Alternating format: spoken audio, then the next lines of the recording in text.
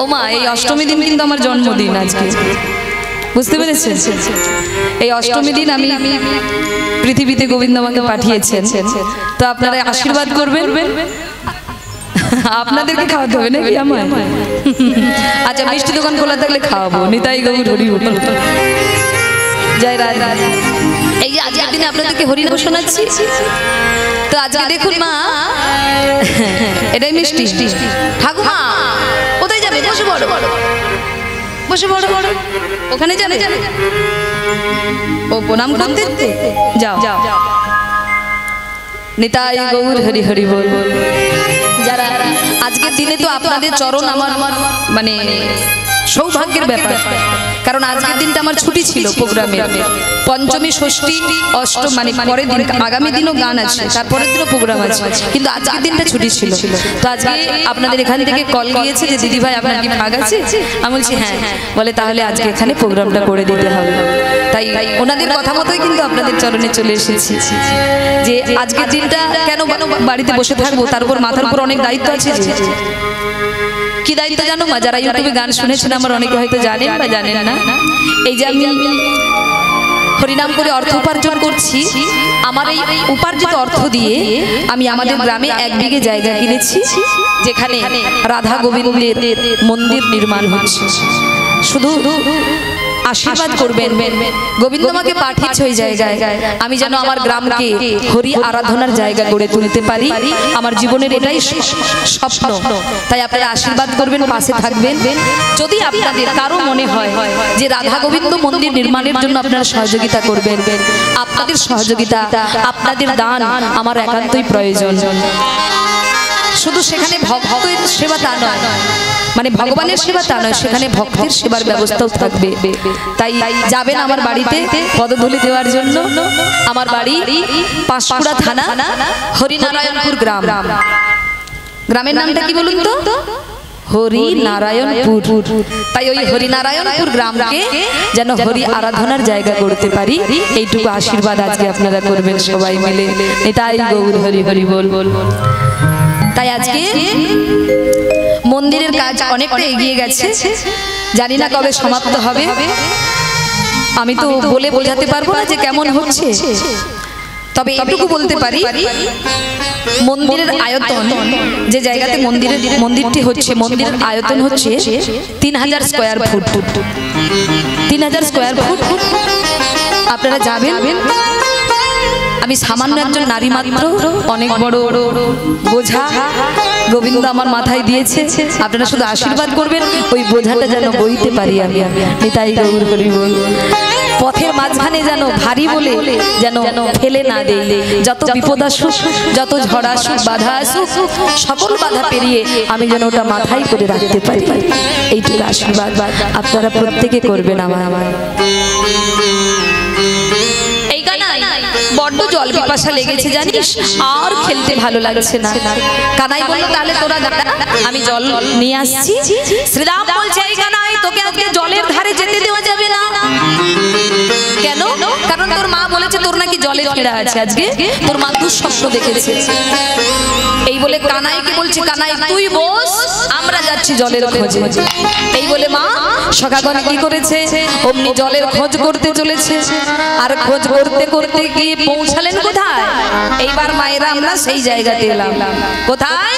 যেখানে কালী ও নাগ রয়েছে।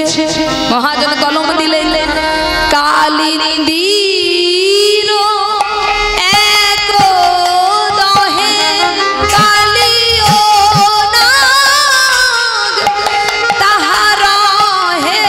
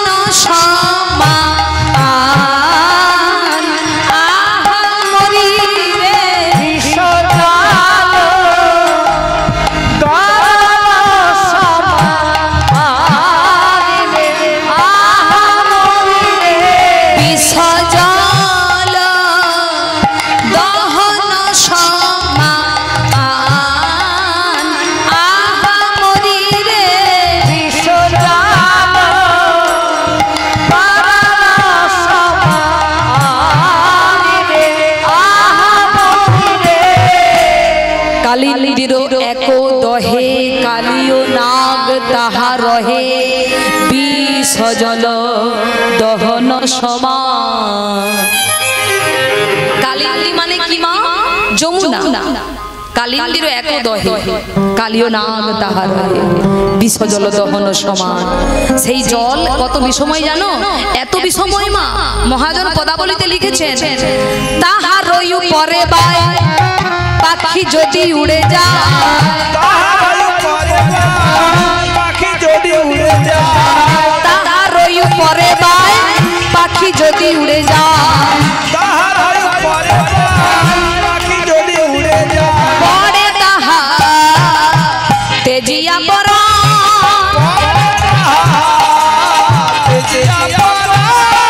পরে তাহা তেজিয়া পরা।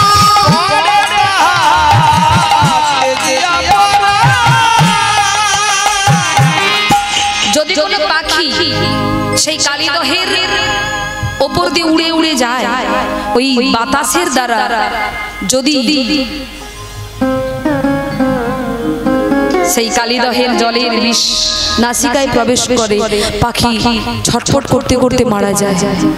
কালিদহের জলে পড়ে কালিও নাগের আহার হয়ে যায়। আর আজকে সেই কালিদহের জলে সখাগণ এসেছেন জলপান করবে বলে। এবার মন দিয়ে শুনুন মায়েরা, জলপান করবে বলে এসেছেন। আর জলপান করতে এসে সেই কালিদহের স্বচ্ছ নির্মল কাচের মতো পরিষ্কার জল দেখে, এমনিতে তো মধ্যাহ্নকাল মা পিপাসায় কাতর, দেখবেন যখন পিপাসা পায় জল দেখলেই পান করতে ইচ্ছে করে, বিচার করে না। তখন সখাগণ এতই পিপাসার্থ, ওই স্বচ্ছ পরিষ্কার নির্মল জল দেখে সখাগণ নিজেদেরকে আর ধরে রাখতে পারছে না। অমনি সখাগণ কি করলেন, অমনি যে যার মতো পারলেন ওই জলে নেমে জল পান করতে লাগলেন। আর যেই জল পান করেছে, ওই বিষ জল পান করা মাত্রই সখাগণ ছটফট করে উঠলো, চিৎকার করে বলে উঠলো, কানা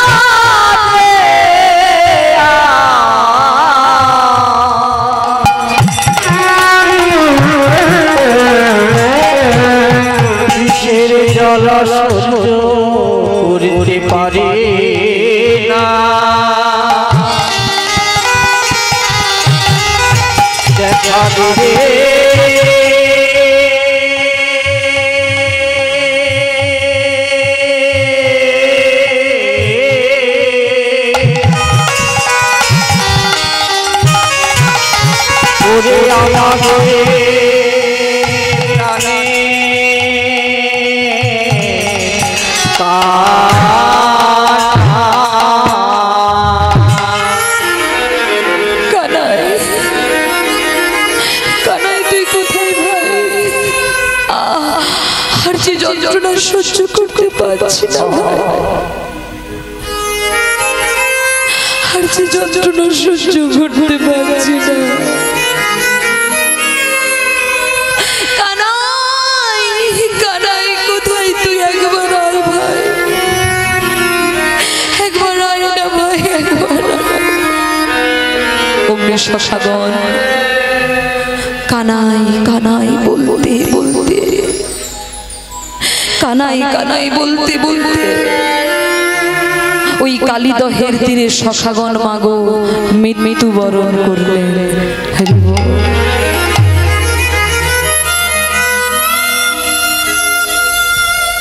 সখাগণ মারা গেছে মা। আর 15 মিনিট একটু ধৈর্য দিয়ে শোনো। সখাগণ মারা গেছে, আর যেই মারা গেলেন এদিকে গোবিন্দ চিন্তা করলেন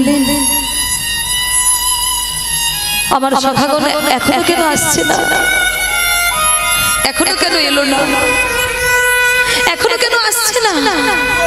তাই কি করেছে মা, গোবিন্দ আমার ছুটতে ছুটতে গেলেন, আর গিয়ে দেখতে পেলেন কালিদহের তীরে সখাগণ সব ঘুমিয়ে আছে।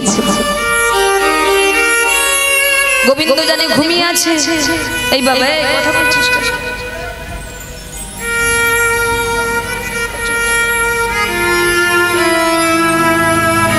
গোবিন্দ জানে সখাগণ ঘুমিয়ে আছে জল খেয়ে, কিন্তু না মা, সত্যি কি সখাগণ ঘুমিয়ে গেছে? বলে হ্যাঁ। যে ঘুম ঘুমালে আর কোনো দিন জাগে না, যে ঘুম ঘুমালে আর কারো ডাকে সাড়া দেয় না,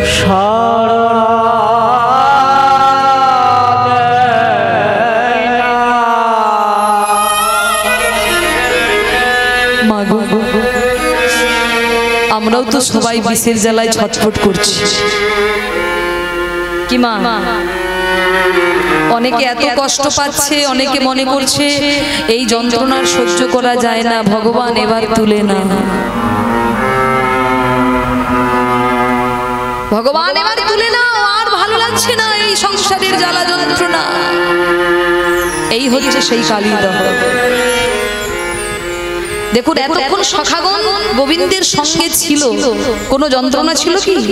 ছিল না। যখনই গোবিন্দের সঙ্গ ছাড়া হলো যন্ত্রণা পেতে শুরু করলো। তদনুরূপ তোমরাও কলির জীব যত সময় গোবিন্দের সঙ্গে যুক্ত থাকবে ততক্ষণ আনন্দ, আর গোবিন্দকে ভুলেছ তো জ্বালা যন্ত্রণা ভোগ করতে হবে। নিতাই গৌর হরি হরি বল। বলে কৃষ্ণ ভুলে যেই জীবনাদি বহির্মুখ, অতএব মায়া তারে দেয় সংসার দুঃখ। দুঃখ দেয় মায়া, তাকে এত দুঃখ দেয়, এত দুঃখ দেয়। বলে বাড়ি গাড়ি সব আছে কিন্তু শান্তি নাই। বলে দাদা মদ খাও কেন? বলে যন্ত্রণা ভোলার জন্য। অনেকে বলে এত যন্ত্রণা, মদ খেলে একটু শান্তিতে ঘুমোতে পারি। হ্যাঁ বলে কি না? বলে মদ খাও কেন? বলে যন্ত্রণা ভোলার জন্য। বলে কতক্ষণ ভুলে থাকবে? মদের নেশা কতক্ষণ থাকবে? আবার তো জ্বালা দেবে। বলে তার চেয়ে কাজ করো না, যার চরণ আশ্রয় করলে আর যন্ত্রণা পাওয়া যায় না, তার চরণ একবার আশ্রয় করে না। এটাই গৌর হরি বল। কেন ভুলে আছো তাকে? কি আনন্দ পাচ্ছ? ভুলে আছো কেন? তাকে তো ডাকবে বলে, ভজবে বলে এসেছো, আর ভজবে বলে এসে মায়ায় পড়ে তাকে ভুলে গেছো। এই কালীয় নাগ, ইনি পূর্বে জন্ম ছিলেন, পূর্ব জন্মে যিনি ছিলেন বাবা চন্দ্রধ্বজ রাজা।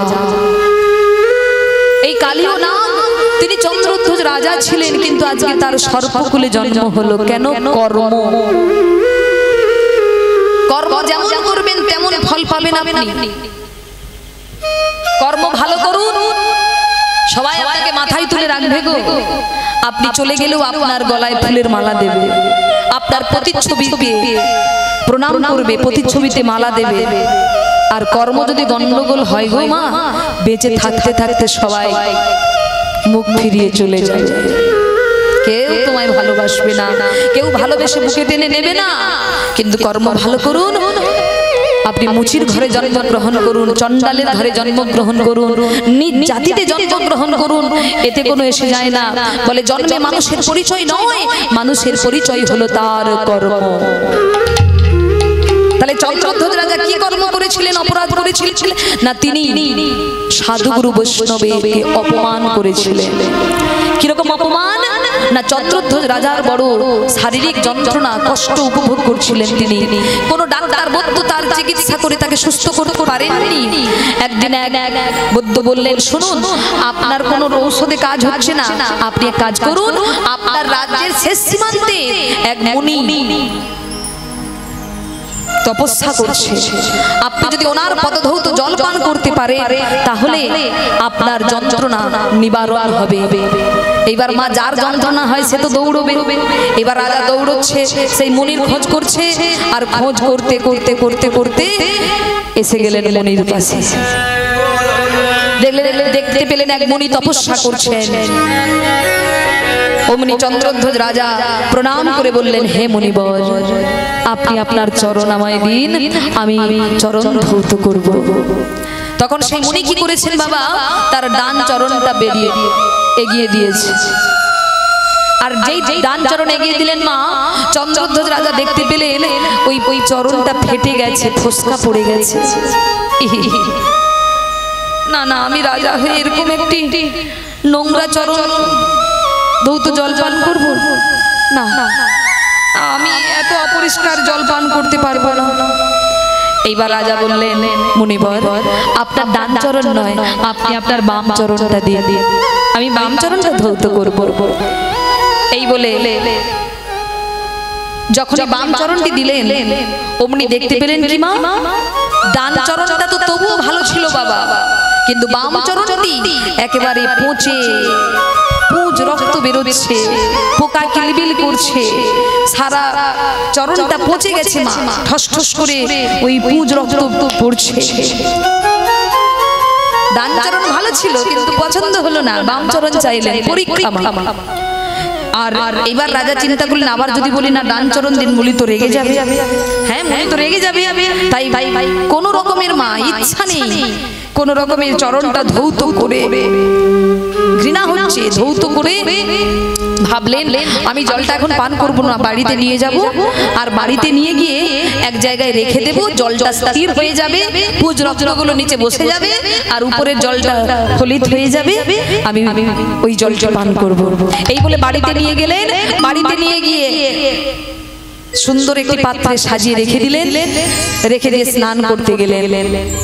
ও মা, এদিকে ওই রাজার পত্নীগণ তারা কি করলেন মা, যেই শুনেছে যে রাজা মশাই আমাদের স্বামী মুনির পদধৌত জল এনেছে, রাজা যেই চলে গেলেন স্নান করতে, অমনি পত্নীগণ এসে সেই উপরের জলটি পান করে নিলেন। নিতাই গৌর, জলটি পান করে নিলেন, কারণ তারা তো জানে না মা, এটা তারা জানে এটা মুনির চরণধৌত জল, এটা পচা পুঁজ রক্ত কি এটা তো জানে না, তারা ভক্তি সহকারে সেটি পান করলেন। এবার রাজা স্নান করে সে দেখতে পেলেন জল আর নেই, সেই পুঁজ রক্ত পড়ে আছে। তখন রাজা কি করলেন, জল আর পান করলেন না, ঘৃণা করে কি করলেন, কোন রকমের ওই মুনির পদধৌত জলটা মাথায় ছিটিয়ে নিলেন। সঙ্গে সঙ্গে দৈবানি হলো, মহারাজ আপনি আমার পদধৌত জলকে করেছেন অসম্মান, তাই আমি আপনাকে করিলাম অভিশাপ, আমি করিলাম অভিশাপ। যেমনি করে তুমি আমার পদধৌত জলকে ঘৃণ্য চোখে দেখেছো, তেমনি তোমার ঘৃণ্য কুলে জন্ম হবে, তুমি সর্বকুলে জন্ম গ্রহণ করবে, কালিও না হয়ে তুমি বৃন্দাবনে বসবাস করবে। তাই আর তোমার স্ত্রীগণ ভক্তি ভরে আমার জল পান করেছে, তাই তোমার স্ত্রীদের অর্ধেকটা হবে সর্বাকৃতি, আর অর্ধেকটা হবে সুন্দর রমণীর আকৃতি। তাই মা, সেই চন্দ্রধ্বজ রাজা কালিও নাগ হয়ে এসেছেন। চন্দ্রধ্বজ রাজা বলল, আমি কি কোনোদিন মুক্তি পাবো না? তখন সেই মুনি বলেছিলেন, যেদিন তোমার মস্তকে গোবিন্দ নৃত্য করবে, ভগবানের পদ চরণ যেদিন তোমার মস্তকে পড়বে, সেদিন তুমি অপরাধ থেকে মুক্তি লাভ করবে। তাই মা, আজকে কালিও নাগ ভগবানকে পাওয়ার জন্য সারা বৃন্দাবনে বিষকে ছড়িয়ে দিয়েছে। কারণ ভক্ত যদি কষ্ট পায় ভগবান ছুটে আসতে বাধ্য, আর ভগবান যেই আসবে আমি ভগবানের চরণ লাভ করব। তাই আজকে সখাগণ যন্ত্রণা পেতে পেতে মারা গেলেন, আর গোবিন্দ এসে দেখলেন সখাগণ ঘুমিয়ে আছে। কিন্তু মা গোবিন্দ তো জানে না যে সখাগণ মারা গেছে। অমনি কাছে গিয়ে যেই না ঠেলা দিয়ে ডাকলেন শ্রীরাম, এই সুবল। এত ডাকলেও সাড়া দিলেন না। আর যখন সাড়া দিল না মা, অমনি গোবিন্দ যেই না দেহটাকে উল্টিয়ে পাল্টিয়ে দিলেন, দেখতে পেলেন সখাদের বদন দিয়ে রুধির ঝরছে।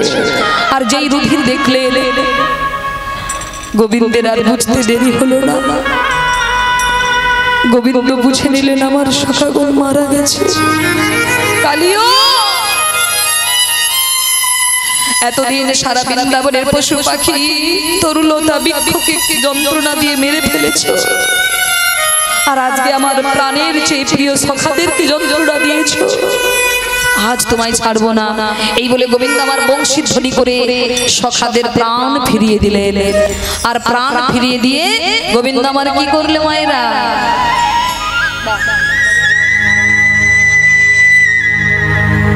বাঁশির ধ্বনি বংশী ধ্বনি পেয়ে মৃত প্রাণ বেঁচে উঠল। আর যেই বেঁচে উঠল সখাগণ অমনি কানাইকে জড়িয়ে ধরেছে। কানাই, কানাই তুই এসেছিস ভাই, চল কানাই চল। আর এখানে এক মুহূর্ত নয়, চলে বারে চলে যাই। কানাই বলল দাঁড়া, জল পান করতে এসে জল পান করেই চলে যাব। সখাগণ বলল না কানাই, এটা জল নয় কানাই, এটা জল নয়, এটা বিষ। ওরে এই বিষ জল পান করে আমাদের মৃত্যু হয়েছিল কানাই, কিন্তু তুই ছিলিস বলে আমাদের বাঁচিয়ে দিলে। কিন্তু ওই জল পান করে তোর যদি কিছু হয়ে যায়, আমরা যে তোকে জীবনের মতো হারিয়ে ফেলবো কানাই। আমরা যে তোকে বড় ভালোবাসি কানাই, আমরা কিছুতেই তোকে হারানোর যন্ত্রণা সহ্য করতে পারবো না। আমরা কিছুতেই তোকে হারানোর যন্ত্রণা সহ্য করতে পারবো না। কানাই বলে দাঁড়া, আমার যে অনেক কাজ বাকি। সখাগণ বলল না না, কিছুতেই তোকে জলের ধারে যেতে দেওয়া যাবে না, কিছুতেই না। কানাই বলে ছাড় আমায়। এই বলে গোবিন্দ আমার কি করেছে মা, সখাদের হাত ছাড়িয়ে জোর করে কি করলেন, দেখি যদু নন্দন দুষ্টু দর্প বিনাশন,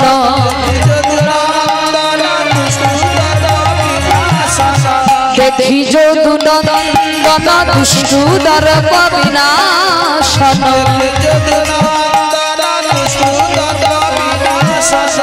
উঠিলেন কদম্বের ডালে, উঠিলেন কদম্বের ডালে, উঠিলেন কদম্বের ডালে, উঠিলেন কদম্বের ডালে।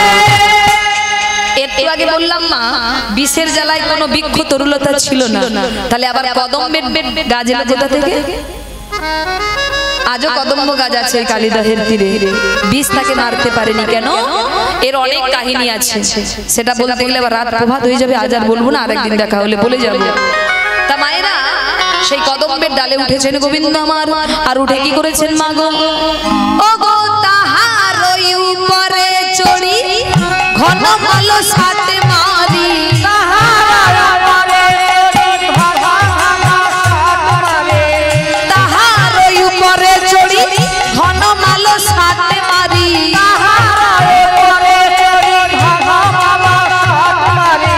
ঝাঁপ দিল গালি দহের জলে,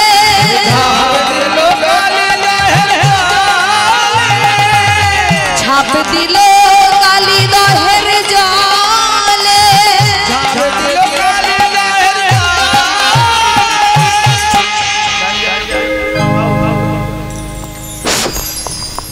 হরে কৃষ্ণ। আজ ফ্রান্স ক্লাবের পরিচালনা মহাসপ্তমী পূর্ণ লগ্নে এই কীর্তন গান, এই কীর্তন গানের মুগ্ধ হয়ে গুড়িবালা দাস, গ্রাম মঙ্গলখালী, উনি কীর্তনিয়াকে 20 টাকা প্রণামী হিসাবে দিচ্ছে। এবং আরেকজন ভক্ত, উনি বলে আমার নাম বলতে হবে না, উনাকে আমারও প্রণামের সহিত 20 টাকা দান করবেন, একসঙ্গে 40 টাকা দান করছে। তাই আমার পক্ষ থেকে কৃষ্ণ অনুরাগী ভক্তের চরণে আমার শতকোটি প্রণাম জানিয়ে আমি সবাইকে অনুরোধ করব, আপনারা সবাই এই ক্ষুদ্র দানটি জয়ধ্বনি দিয়ে সমর্থন করবেন।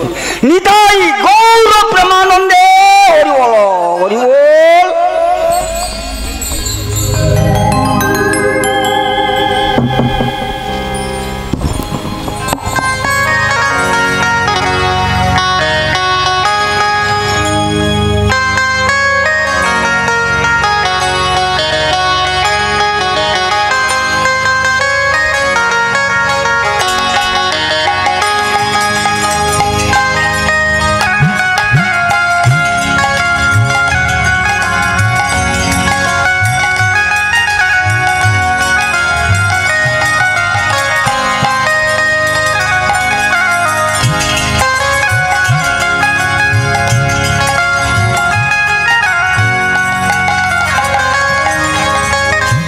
ভক্তমণ্ডলী, বাবা বললেন ক্ষুদ্র দান, কিন্তু এটা আমার কাছে অনেক বড়। বাবা আবার নিজে 201 টাকা দিয়ে গেলেন মন্দিরের জন্য। এটা আমার কাছে অনেক বড় পাওয়া। বিভিন্ন আসরে যাই, আপনাদের মতো ভক্তের আশীর্বাদ পাই, কারণ আপনাদের আশীর্বাদ ছাড়া পূর্বেই বলেছি যে কোনো কাজই সম্ভব নয়। তাই এটা আমার কাছে ক্ষুদ্র নয়, এটা আমার কাছে অনেক অনেক বড়। নিতাই গৌর হরি হরি বল।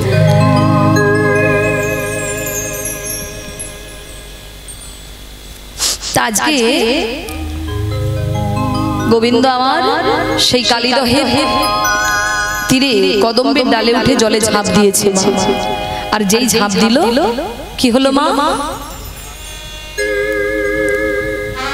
যেই ঝাঁপ দিয়েছে মা, যেই না গোবিন্দই আমার কালীদহের জলে ঝাঁপ দিয়েছে, অমনি কালীও নাগ দেখতে পেলেন একটি বাচ্চা ছেলে, যার এত বড় স্পর্ধায় আমার বুকের উপর ঝাঁপ দেয়।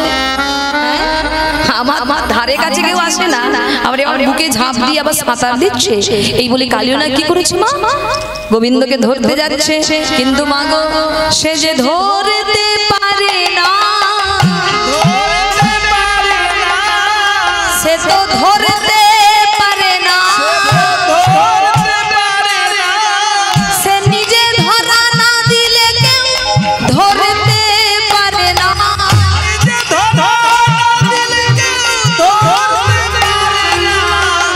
নিজে ধরা না দিলে কেউ ধরতে পারে না।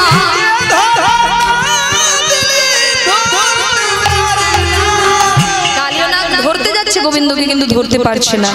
এমন সময় কালীয় নাগ নিজে মানে গোবিন্দ নিজেকে স্থির করলে, এক জায়গায় দাঁড়ালেন, আর কালীয় নাগ তার নেজ দিয়ে কি করলেন? গোবিন্দকে পাক দিলেন, পাক দিয়ে ঘর্ষণ করছে। আর গোবিন্দ তার দেহটাকে পাথর করে দিয়েছে মা। আর যেই পাথর করে দিলেন, যত ঘর্ষণ করছে, কালীয় নাগের দেহ থেকে রুধির ঝরছে, কিন্তু গোবিন্দের এতটুকু কষ্ট হচ্ছে না। এবার দেখুন মা, সাপের রাজা কালীয় নাগকে দমন করছেন গোবিন্দ। এদিকে সারা বৃন্দাবনে কি হলো গো মা? চারিদিকে অমঙ্গলের ছায়া দেখা যাচ্ছে। কি অমঙ্গল? বলে শোনো, দিবসে আধার গোকুল নগর, দিবসে আধার গোকুল নগর, দিবসে আধার গোকুল নগর, দিবসে আধার গোকুল নগর, সঘনে কাঁপয়ে মোহি, সঘনে কাঁপয়ে মোহি, রুধির ঝরিছে নয়ন নিরিখে, রুধির ঝরিছে নয়ন নিরিখে, সবাই হেরয়ে ওহি, সবাই হেরয়ে ওহি, পথে পথে সাপ দেখা যায়, আজ পথে পথে সাপ দেখা যায়, আজ বৃন্দাবনে একই দশা, পথে পথে সাপ দেখা যায়, বৃন্দাবনের একই দশা, পথে পথে সাপ দেখা যায়। দিবসে আধার গোকুল নগর দিবস মানে দিনের বেলায়, দিবসে আধার মানে দিনের বেলায় অন্ধকার মা, আর দিনের বেলায় যদি অন্ধকার আসে কি হবে? ভয় লাগবে না মা?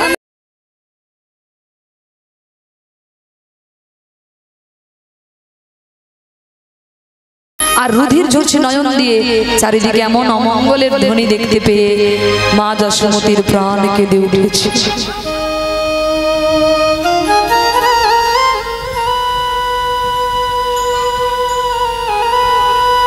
মা যশোমতীর অন্তরটা কেঁদে উঠেছে। মহারাজ, মহারাজ আমাকে তাড়াতাড়ি নিয়ে চলুন মহারাজ,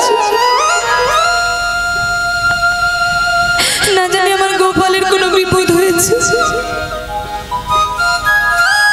আমাকে তাড়াতাড়ি নিয়ে চলুন। আমি যে আমার গোপালকে নিয়ে বড় দুঃস্বপ্ন দেখেছি মহারাজ, আমি চাই না আজকে গোপালকে আমার নয়ন ছাড়া করতে, কিন্তু ওরা জোর করে নিয়ে গেল। মহারাজ চলুন না, আমাকে আমার গোপালের কাছে নিয়ে চলুন। মা যশোমতী পাগলের মতো ছুটতে ছুটতে চলেছে যে পথে গোপাল গিয়েছে। আর মা যশোমতীর অবস্থা দেখে নন্দ মহারাজ ছুটছে পেছনে। আর নন্দ মহারাজ যখন ছুটে যাচ্ছে, সব দাস দাসী গোপ গোপী সবাই ছুটে যাচ্ছে গোপালের খোঁজে। আর খোঁজ করতে করতে করতে করতে উপস্থিত হলেন সেই কালীদহের তীরে। আর কালীদহের তীরে এসে মা যশোমতী দেখছে, বাবা এই জায়গাটা খুব মন দিয়ে শুনুন। মা যশোমতী দেখছে, মা গো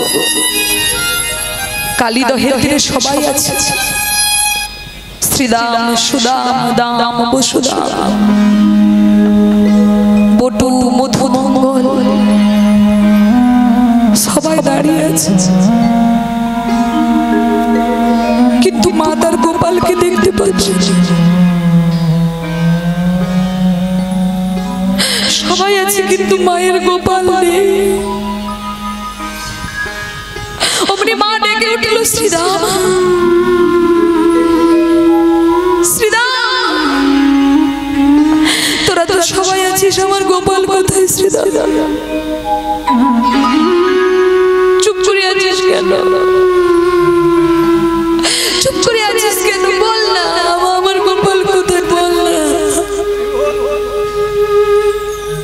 বল না শ্রীরাম, আমার গোপাল কোথায়? আমার গোপাল কোথায়? কিন্তু মা শ্রীরাম সুদাম মাকে কোনো উত্তর দিতে পারছে না। কি করে বলবে যে গোপাল জলে ডুবে গেছে? সখারাম তো কাঁদছে গো, কি করে বলবে গোপাল জলে ডুবে গেছে? মা মা শ্রীরাম চুপ করে আছিস কেন? বল আমার গোপাল কোথায়? বল না, তুই তো জোর করে এনেছিস আমার ছেলেটাকে, বল আমার গোপাল কোথায়? শ্রীরাম কোনো উত্তর দিতে না পেরে মা ওই কালীদহের জলের দিকে হাতটা বাড়িয়ে দিল। আর যেই বাড়িয়ে দিল, মা বুঝতে মায়ের আর দেরি হলো না, মা বুঝেই দিল গোপাল জলে ডুবে গেছে। তার সেই স্বপ্ন সত্যি হয়েছে। তাই মা ঝাড় খেয়ে পড়লেন কালীদহের তীরে। গোপাল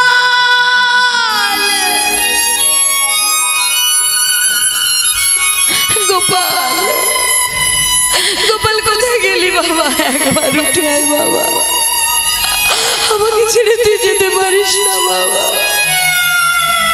তুই ছাড়া আমার কেউ নেই বাবা। গোপাল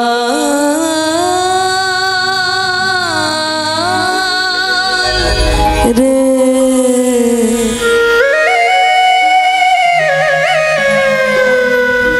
সারা দে গোপাল,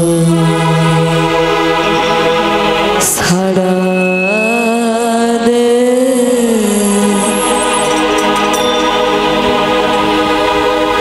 অভাগী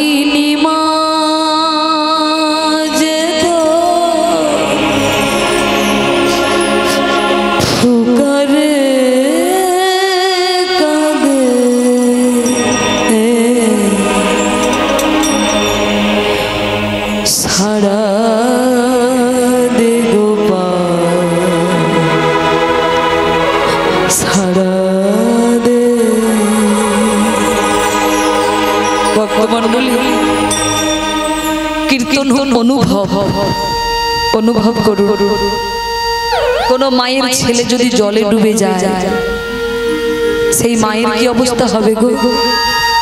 এটাকে আমি অভিনয় করে বলে আপনাদের বোঝাতে পারবো? যদি জলে ডুবে যায় মায়ের কি গতি হবে, কি দশা হয় জানেন মা? আজ থেকে প্রায় 4-5 বছর আগে আমাদের দাসপুর থানা, পশ্চিম মেদিনীপুর দাসপুর থানা আমাদের বাড়ির কাছাকাছি, দাসপুর থানা উদয়চক গ্রামে সকাল 10টায় আমাদের আসর ছিল। আসরে প্রোগ্রাম করছি, ব্যক্তিগত প্রোগ্রাম,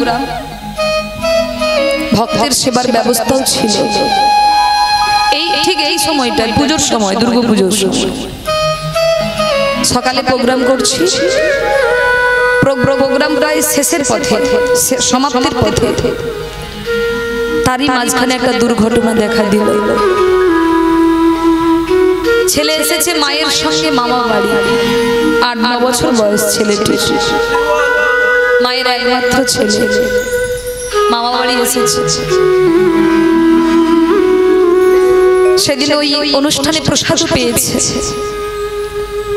আর প্রসাদ পাবার পর পুকুরে হাত ধৌত করতে নেমেছিল। কখন যে জলে পড়ে গেছে কেউ লক্ষ্য করেনি মা।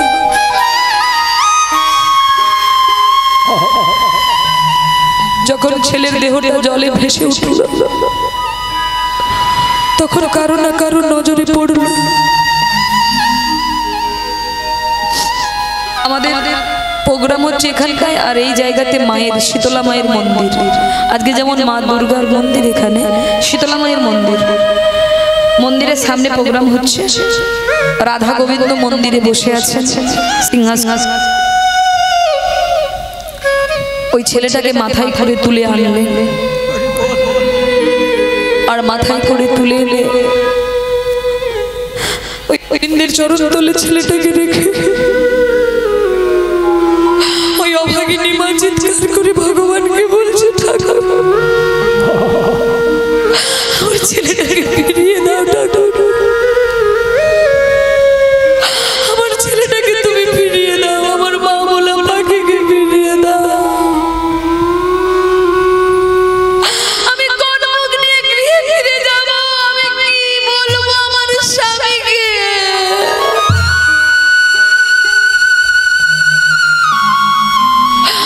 আমি কি করে মুখ দেখাবো? আমার ছেলেটাকে ফিরিয়ে দাও। খোকা, এই খোকা কথা বল না বাবা, একবার মা বলে ডাক না বাবা, একবার মা বলে ডাক না বাবা, একবার মা বলে ডাক।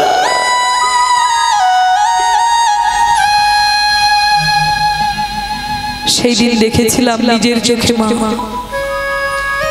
একজন মায়ের সন্তান হারানোর যন্ত্রণা।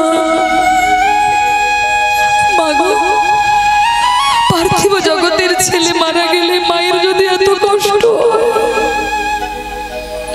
যিনি ভগবানের মা, ভগবানকে হারিয়ে না জানি তার আরো কত কষ্ট। মা কালী দহের তীরে আছাড় খেয়ে পড়েছে। গোপাল, গোপাল একবার উঠে আয় বাবা, একবার মা বলে না। সারা দে গোপাল, সারা দে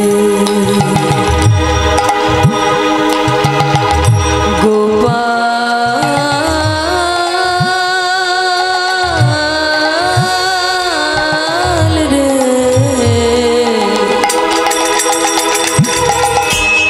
সারা দে গোপাল, সারা দে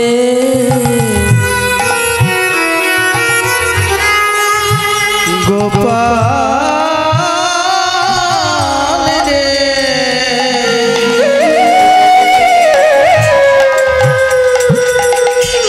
সারা দে গোপাল, সারা দে।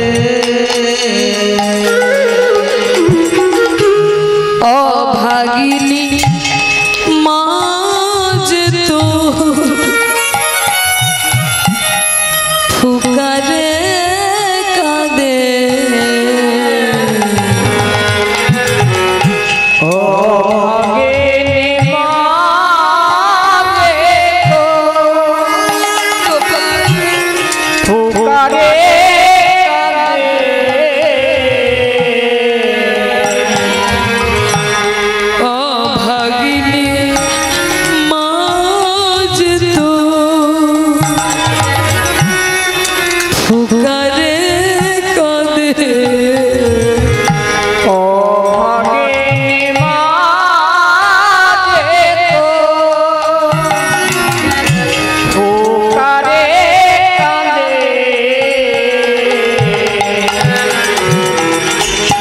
সারা দে গোপাল সারা দে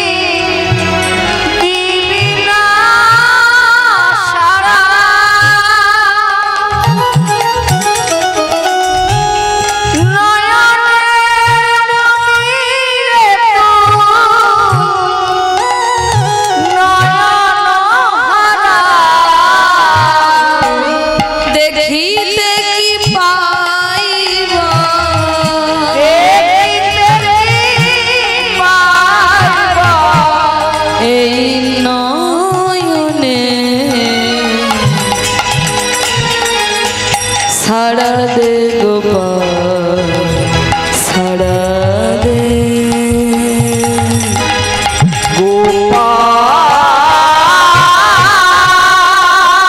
রে তাই গৌর হরি সারা দে সারা দে গোপাল সারা দে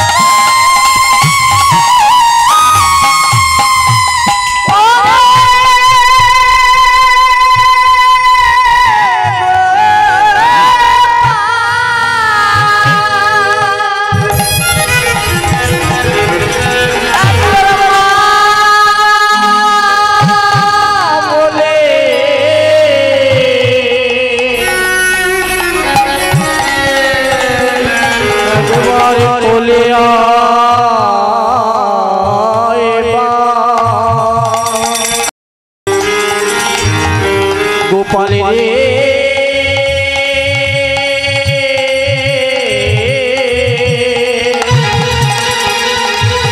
ওরে আমার মামলা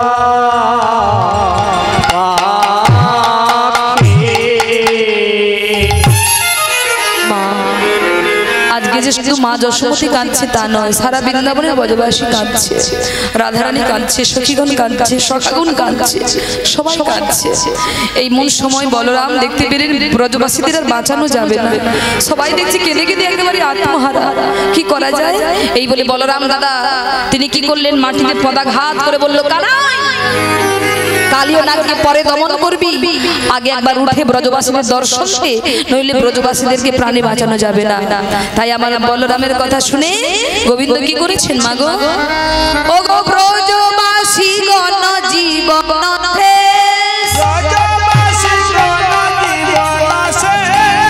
ব্রজবাসী গণ জীবন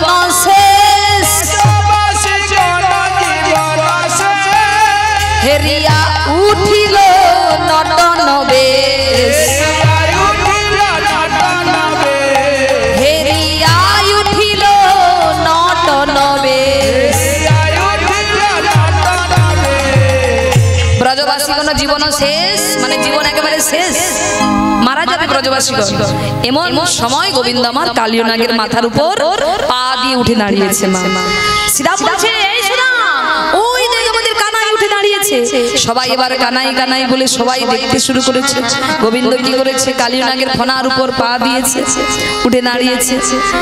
উঠে দাঁড়িয়ে বলছে, শোনো কালীয়, তুমি ভেবো না যে আমি তোমায় ত্যাগ করে চলে যাচ্ছি, এবার আমি তোমায় শাস্তি দেব। এই বলে গোবিন্দ কি করেছে, মা গোবিন্দ কি করেছে, ওগো ফনায়ে ফনায়ে দমন করি, ফনায়ে ফনায়ে দমন করি, নটবর রঙ্গে নাচয়ে হরি,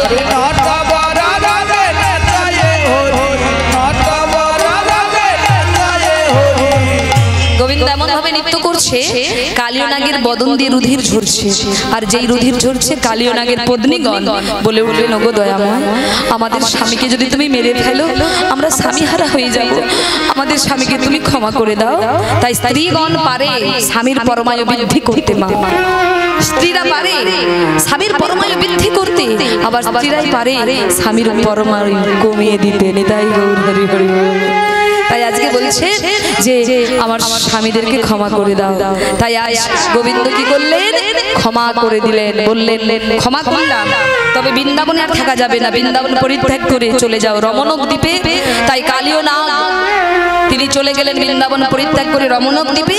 আর গোবিন্দ আমার কালীদহের জল থেকে তীরে উঠে এলেন। আর যেই উঠে এলেন, মা যশোমতী জড়িয়ে ধরলেন, গোপাল তোর কিছু হয়নি তো বাবা, তুই ঠিক আছিস তো বাবা? গোপাল বলে, না মা, তোমার আশীর্বাদ আছে তো, ওই কালীয় নাগ আমার কিচ্ছু করতে পারেনি। কি হলো, ওই দেখ, আরে কাঁদছিস কেন?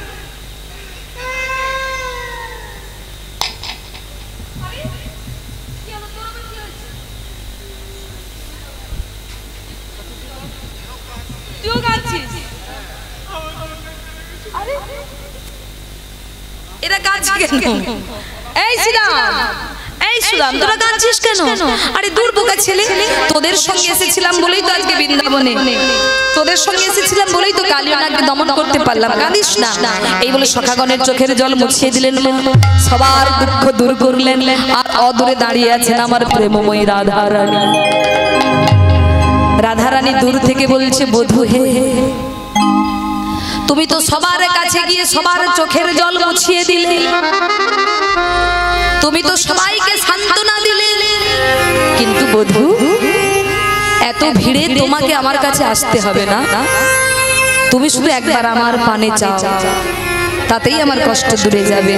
তাই ভক্তের মনের বাসনা বুঝতে পেরে ভগবান কি করলেন, রাধারানীর মনের কথা বুঝতে পেরে গোবিন্দ কি করেছে, মা আর নয়নে রাধারানীর পানে তাকিয়েছে। আর যেই না আর নয়নে তাকালে, অমনি কি হলো, মা আজ নয়নে নয়নে মিলন হলো, নয়নে নয়নে মিলন হলো, সবাই মিলে একবার হরি হরি বলো, সবাই মিলে একবার হরি হরি বলো, হরি বল হরি বল হরি বল হরি বল, নিতাই গৌর হরি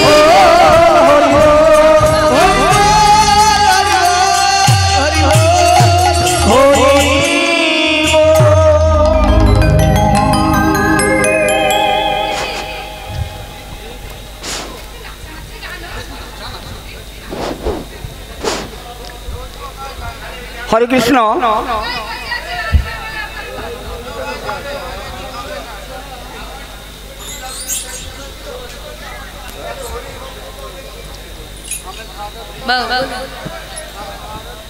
বাবু বলে দিলে, হরে কৃষ্ণ। ফ্রান্স ক্লাবে